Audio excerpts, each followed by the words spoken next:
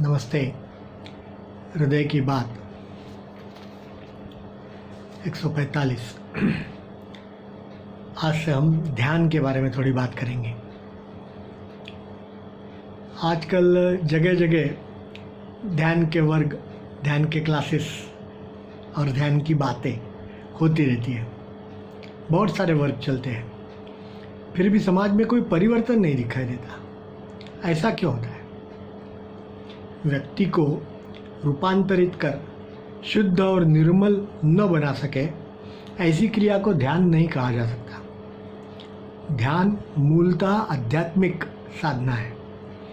अभी प्रचलित ध्यान शारीरिक स्तर पर अथवा मानसिक स्तर पर एक व्यायाम की तरह किया जाता है। योग के प्रचलित आसन जो है वो भी शारीरिक व्यायाम है। ध्यान करने से पहले हमें अपने आप को पूछना चाहिए कि हम किस चीज़ को प्राप्त करने के लिए ध्यान करते हैं। ध्यान तो मूलतः आत्मा का ऊर्ध्वारोहण है, आनंदमय अवस्था, यही ध्यान की उपलब्धि है। ध्यान का अर्थ आत्मा से परमात्मा तक की यात्रा। प्रत्येक जीवात्मा परमात्मा ही है, परंतु उसे अपने स्वरूप का ज्ञान नहीं है। जैसे सूरज बादलों से ढक जाता है और दिखता नहीं है, उसी प्रकार हमारा स्वरूप भी दोषों, अज्ञान, गलत कर्मों की वजह से आवरणों से ढका हुआ है। जीवात्मा को इस जन्म में यदि कोई श्रेष्ठ काम करना है तो वह अपने वास्तविक स्वरूप का साक्षात्कार।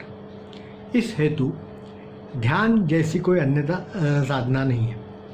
सामान्यतः व्यक्ति का चित्त सदा अंदर से बाहर जाता है, लेकिन ध्यान जो है वो आपका चित्त बाहर से अंदर लेने में मदद करता है।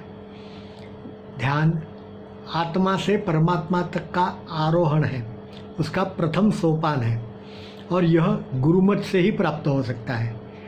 केवल उच्च कोटि के साधक या तो आत्माएं गुरु के बिना ही ध्यान से ईश्वर प्राप्ति कर सकते हैं, लेकिन उसके पीछे भी उनकी पिछले जन्मों की तपश्चर्या साधना होती है।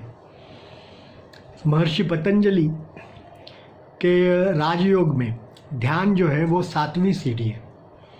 यम, नियम, आसन, प्राणायाम, प्रत्याहार, धारणा, उसके बाद ध्यान और अंत में समाधि आती है। तो ये ध्यान के बारे में बिल्कुल संक्षिप्त में थोड़ी सी आपको जानकारी मैंने दी। बाकी बातें कल करेंगे। धन्यवाद।